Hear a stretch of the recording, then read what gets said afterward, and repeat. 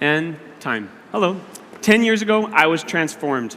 In 2013, I won my first national Barista championship, and I went to Worlds the following year.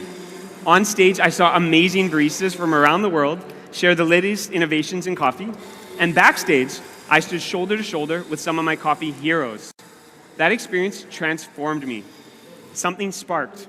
I came back from Worlds with an intense desire to make coffee better, and the last 10 years of my life have been devoted to constant experiments, which sometimes made the coffee taste worse, but often made something truly delicious. Judges, today, you will taste the culmination of my coffee journey. From that spark 10 years ago to this stage right here and right now. All of my coffees come from the Lamastus family. They've been producing coffee in Panama for over 100 years, which is a testament to their sustainability and their care for their land.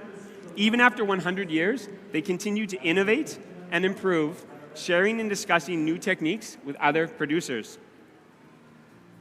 Now, judges, we're going to move around the score sheet quite a bit today, but don't worry, I'm going to guide you through the whole experience. There are also menus in front of you that have all the tasting notes for my courses. So let's get started by talking about the espresso. For this course, I've chosen a washed geisha from Alida Estate. Now, most producers, when they process a coffee, will dry it to between 10 and 12% moisture. This moisture content is not to make the coffee taste better, but to make it taste the same for a longer period of time. The espresso I'm going to serve you today was custom dried by the Lamastus family in a humidity-controlled darkroom to 15%. At this high moisture content, my coffee lost fewer volatile aromatic compounds due to evaporation. The result is an espresso that is super sweet and has a lovely, smooth mouthfeel. I am so excited for you to try it today. Now, since that spark in 2013, most of my focus on espresso has what I like to call post-extraction processing. What this means is what I do to the coffee after it's been extracted.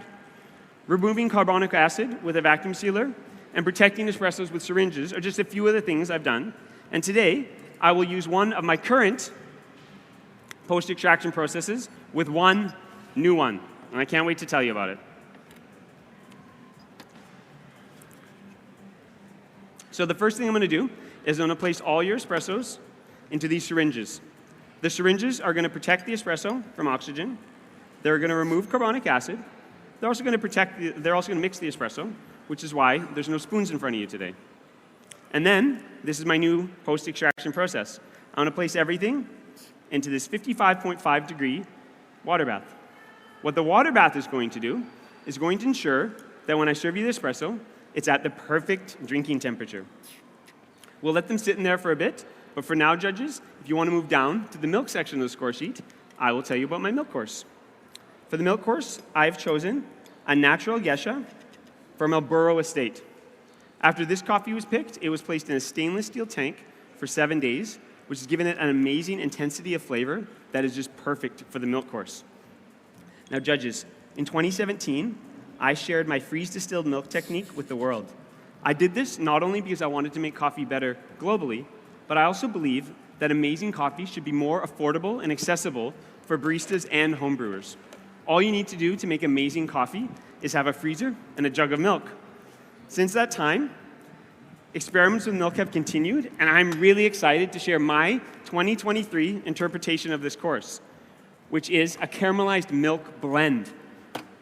For the dairy portion, I'm using a lactose-free milk that I freeze-distilled by 50%. Now, I chose lactose-free milk because this milk contains more amounts of glucose, which makes it sweeter. But that's not the only reason I chose it. Now, judges, all milk has some amount of salt in it. This salt becomes concentrated when we freeze-distill because it will melt before the sugars and fats. This means that freeze-distilled milk can often be a little bit too salty. Glucose, however, melts at the same rate as salt. So not only is my milk sweeter, it is also less salty. After I freeze-distilled it, I placed it in a 60-degree water bath for 12 hours. This caramelized that glucose, giving a more harmonious balance with the caramelized sugars and Maillard products that are in my amazing Marlborough Natural Geisha. Now, judges, the other part of my milk blend today is oat milk. With the addition of plant-based milk this year, This course now has the opportunity to spark a new conversation around the sustainability of our industry. In my city, about 75% of our customers prefer the taste of regular dairy. This means that we have to be creative when serving our customers a drink that has lower environmental impact. My blend today is 66% of that freeze-distilled milk and 33% oat milk. At these proportions, it has the exact same flavor profile as a traditional dairy drink, but it uses less dairy. If this drink was served in my city, it would change the total amount of plant-based milk and it would increase it. This way, customers could still drink a traditional dairy drink, but with less impact on the planet. Now, judges, if you are ready, I will give you some notes from my milk course. In the milk today, you will taste chocolate ice cream, caramel, and strawberry. It has a sweet aftertaste that tastes like a chocolate-covered caramel. My only drinking instructions for this course, judges, is to please have a sip of water after you're done evaluating this course to make sure your palate is ready for the milk course, for the espresso course, sorry. My recipe today is 21 in, 38 out. This is where I found the best balance between this incredible caramelized milk and the delicious Alburo Gesha.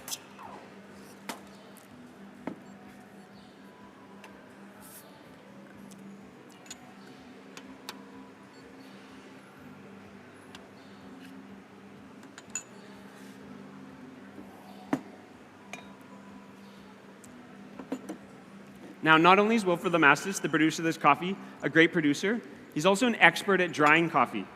Recent advancements in coffee drying technology have sparked a renaissance in the way producers treat coffee after it's been processed. Both of the Geshas I'm serving you today were dried in a humidity-controlled dark room.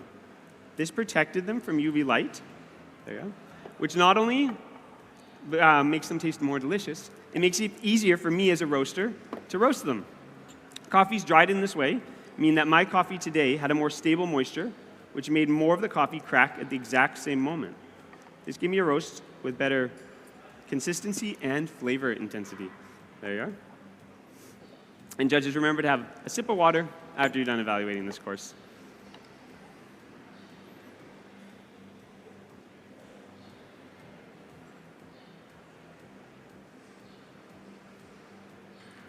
There, Stavros. You're welcome.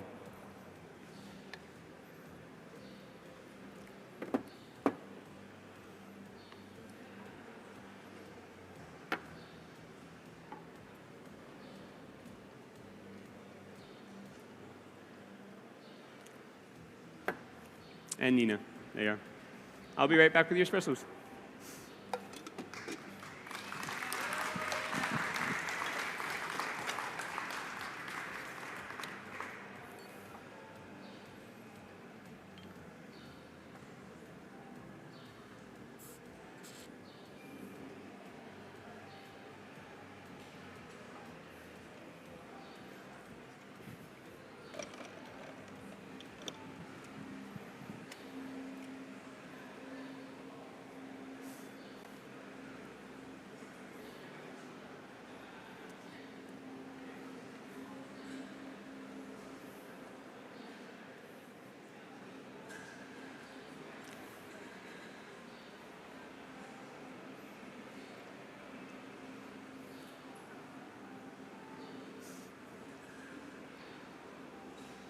Judges, if you're ready, I'll give you some tasting notes for the espresso course.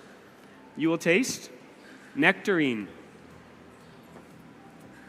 pink grapefruit, and brown sugar. In the aftertaste, it is sweet and long with a note of grapefruit. The body is medium, and the texture is smooth and round. By placing your espressos in this water bath, I'm serving them about 5 degrees above body by post-extraction processing. Has been a dream of mine to serve on this stage for many years. And thanks to the Lamastus family and our work together, I get to serve it to you today. I am so excited. Please enjoy these espressos. In a moment, I'm going to call you to the other table for the signature drink. There, Stavros. And there you are, Nina.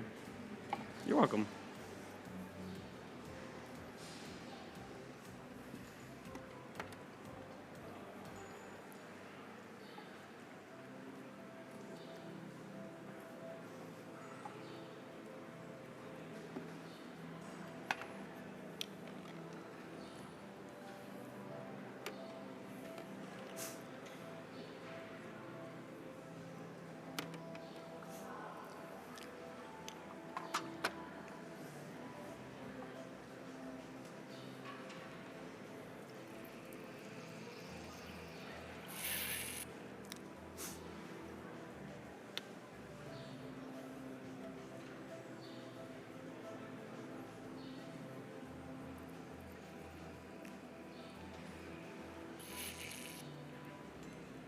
Judges, please join me over on this table. There's a spot for each of you with one at the end. Don't worry about taking too many notes. There are menus there, and I'll give the tasting notes right at the end. So today, I have shared 10 years of my life's work on improving both espresso and milk courses. This journey is illustrated in front of you today. For my signature drink, I'm going to use these improved espresso milk courses as the main ingredients of my signature drink. So first off, I have 80 grams of that high humidity Alito washed gesha. It's sitting in a chiller. Before that, I had it in syringes in an ice bath, both to protect it and chill it. My next ingredient is 12 grams of an orza syrup. Now, orza is an almond-based syrup that I made by taking 500 grams of almonds, 220 grams of sugar, and boiling it in a liter of water for 1 hour, and then straining it. I chose orgeat because almond is related to the same family as fruits as that stone fruit, that nectarine that you tasted in my espresso course. It's going to combine with the stone fruits note you tasted in my espresso to give us a new note of peach. My next ingredient is my milk course. I have here the exact same milk drink you just drank, and I'm going to add 1 gram of a 50% malic acid solution. This is going to separate the proteins, which I then strain through a paper filter. Now, this clarified cappuccino not only represents our movement towards more plant-based milks, but also the clear vision that we need when we pursue sustainability in our industry. Those caramel notes that you taste in my milk course will be there, but with increased clarity and a wonderful sparkling acidity. I'm going to add 35 grams. It's going to combine with the fruit notes of my espresso to give us a new note of sweet iced tea. Finally, I love the florality of this high humidity washed gesha. We lose some of that florality, however, when we roast for espresso. I'm going to reintroduce it today, judges, in a special way by making a coffee flower cloud, by adding coffee flower water to dry ice. I made this water by taking 25 grams of dried coffee flour, 250 grams of water, and placing it in a tabletop distiller. This coffee flower cloud represents the cross-pollination of ideas between baristas like me and producers like the Lamastus family and the amazing things that can spark from that collaboration. It's going to act as a perfume on the cups, reintroducing florality to my drink, combining with the citrus notes of my espresso to give us a new note of orange blossom. Finally, judges, I'm going to blend all of it, and then I will give you drinking instructions and tasting notes.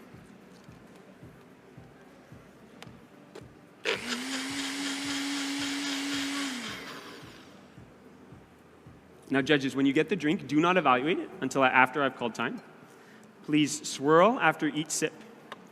So in the signature drink today, you will taste, or you smell, orange blossom. You will taste orange blossom,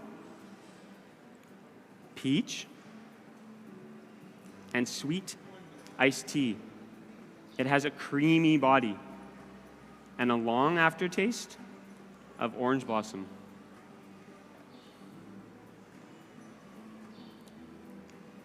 Now, judges, today I shared how the WBC sparked a passion in me that has changed my life and made coffee better. My journey has been a series of experiments to improve coffee.